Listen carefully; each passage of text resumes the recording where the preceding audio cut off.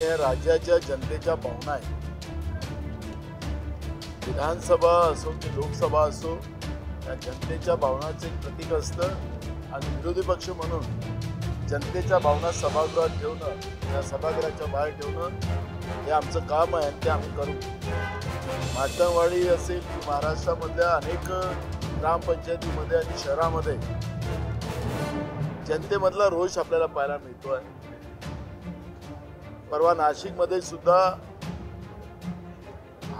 लाखो लोकांनी त्या ठिकाणी या ईव्हीएम विरोधात प्रदर्शन केलं आणि त्याच्यामुळे या सगळ्या गोष्टीला आपल्याला मांडलंच पाहिजे आणि आमचं कर्तव्य ते आम्ही मांडू. आणि राज्यातलं हे सरकार जनतेच्या मतातलं नाही. आपण पाहिलं असेल की आज मुख्यमंत्री मंत्र्यांचा परिचय करून देत असताना सत्ता पक्षाचे बाक सुद्धा वाजत नव्हते. म्हणजे सत्ता पक्षामध्ये सुद्धा कशा पद्धतीची निराशा आहे ते पण आपल्याला पाहायला मिळते आहे. हे लोक निवडून आले, तो उत्सव जो लोकांमध्ये असला पाहिजे, जे सरकार जनतेच्या मनातून येतं तेही आपल्याला पाहायला मिळत नाही. आणि म्हणून त्या ईव्हीएमचा अर्थ राज्याच्या मुख्यमंत्र्यांनी काही लावावं, पण हे जनतेच्या मतातलं सरकार नाही हे सातत्यानं आम्ही सांगत राहू. ही आमची भूमिका आहे. दुसरा महत्वाचा प्रश्न, हे सरकार जनतेच्या मतातलं असतं तर परभणीसारखी घटना घडली नसती. जनतेची भीती या सरकारला नाही. ज्या पद्धतीनं परभणीमध्ये कोम्बिंग ऑपरेशन करून तिथल्या लोकांना जे बेदम मारलं, एक जण काल त्याच्यातला दगावला. आज आम्ही स्थगन प्रस्ताव मांडला आणि स्थगन प्रस्तावाच्या माध्यमातून आजच्या कामकाजाचा शोक प्रस्ताव असल्यामुळे तो राहिला. आता उद्या आम्ही त्याच्यावरती चर्चा घडवू. पण यांना जनतेची भीती राहिली असती तर यांनी परभणीमध्ये बेकसूर लोकांवर अमानुष लाठीचार्ज केला नसता. ज्या पद्धतीनं कोम्बिंग ऑपरेशन केलं गेलं, मुख्यमंत्री काल पत्रकार परिषदेमध्ये सांगत होते, मी ऐकत होतो की जो कोणी तोडफोड करेल त्यांच्यावर आम्ही कारवाई करू. मग त्यांच्या पोलिसांनीच तोडफोड केलेली आहे. पोलिसांनीच त्या ठिकाणी लोकांना लाठीचार्ज केलेला आहे. ते दिसत आहे, त्याचे व्हिडिओ पण आपल्या माध्यमातून दाखवले गेले. मग पोलिसांवर कारवाई का नाही? तिथल्या जिल्हाधिकाऱ्यावर कारवाई का नाही?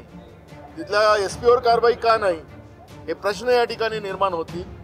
जे सामान्य माणसासाठी कायदे आहेत ते मोठ्या अधिकाऱ्यांसाठी कायदे आहेत.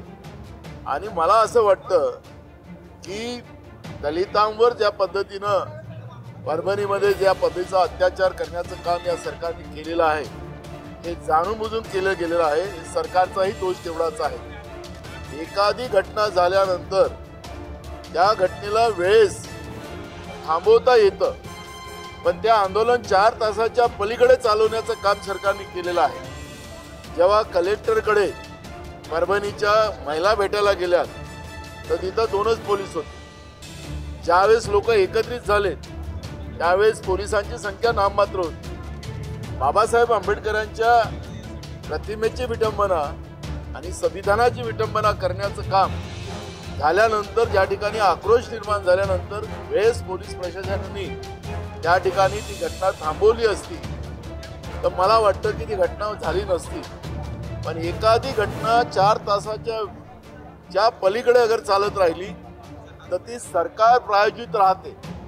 आणि परभणीची घटना त्याच पद्धतीची सरकार प्रायोजित होती हे आपल्याला या ठिकाणी निदर्शनास येते. आणि सरकारने उत्तर द्यावं. आणि महाराष्ट्रामध्ये जसं भीमा कोरेगावमध्ये घटना झाली तशीच काल परभणीमध्ये घटना करण्याचं पाप या सरकारने केलेलं आहे, त्याच्यातून सिद्ध होईल.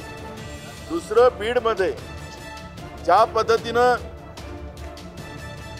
तिथल्या सरपंचावर, 3 टर्मचा सरपंच होता, तरुण सरपंच होता, सगळ्या लोकांना घेऊन चालणारा सरपंच होता, त्याला ज्या पद्धतीनं तुकडे तुकडे करून त्याला मारल्यानंतर त्याच्यावर ज्या पद्धतीनं म्हणजे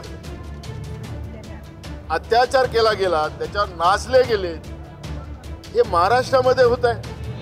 पोलिसांना घटना माहिती होती. ज्या देशमुखाचे रिश्तेदार पोलिसांकडे होते ते तिथल्या लोकांशी बोलत होते पोलीसवाले की नाही आता येतोय असं ते पोलीसवाले सांगत होते. म्हणजे त्या ठिकाणी जो त्याला किडनॅप केलेलं होतं त्या सरपंचाला देशमुखाला त्या ठिकाणी पोलिसांना माहिती असताना पोलीस त्या ठिकाणी गेले नाही आणि त्याच्या मेल्यानंतरच त्याचा मृत्यू झाल्यानंतरच त्याची निर्गुण हत्या झाल्यानंतरच पोलीस ऍक्शन मध्ये येत असेल तर राजकीय हत्या सत्र या महाराष्ट्रामध्ये या व्हीएम मधून निवडून आलेले सरकार करते आहे का ही घटना सुद्धा या ठिकाणी निदर्शनास येते आहे. त्याचप्रमाणे रवींद्र चव्हाण नावाचे त्यांचे माजी मंत्री आता आमदार त्यांच्या बंगल्यावर वैभव नावाचा एका पोराला किडनॅप करून ठेवलेला आहे. 9 कोटी रुपये गायब झाले. हे याच्याजवळ कुठून आले 9 कोटी मला माहिती नाही. पण जी माहिती आमच्याजवळ आहे की रवींद्र चव्हाणच्या बंगल्यावर वैभव नावाचा एक माणूस त्याला किडनॅप करून ठेवलेला आहे. 9 कोटी गायब झाले. त्याच्याकडून 4.5 कोटी रुपये वसूल केले गेले आहेत. 4.5 कोटी रुपये मिळाले नाहीत म्हणून त्याच्यावर तिथे अत्याचार चाललेला आहे अशी पण माहिती आमच्याजवळ आलेली आहे. आणि म्हणून मी तुम्हाला सांगितलं की व्हीएम मशीन मध्ये गडबडीने हे लोक निवडून आलेत आणि म्हणून यांच्याकडे जनतेचा धाक राहिला नाही. आणि आल्या आल्या महाराष्ट्रामध्ये दलितांवर बहुजनांवर अन्याय करण्याचं काम फडणवीस सरकार करते आहे का हा प्रश्न या निमित्तानं निर्माण झालेला आहे. आणि म्हणून आज आम्ही स्थगनच्या माध्यमातून तो विषय सभागृहात मांडलेला होता पण अध्यक्षांनी त्याला परवानगी दिलेली नाही. त्यांच्या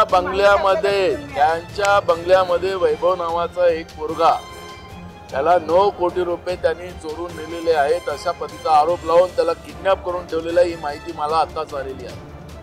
आणि म्हणून मी तुम्हाला या ठिकाणी सांगतोय की त्याच्याकडून 4.5 कोटी रुपये वसूल केले. 4.5 कोटी रुपये अजून दिले नाही म्हणून त्याच्यावर अत्याचार चाललेला अशा पद्धतीची गोष्ट आमच्याजवळ माहिती आलेली आहे. त्या माहितीच्या आधारावर मी सांगतो.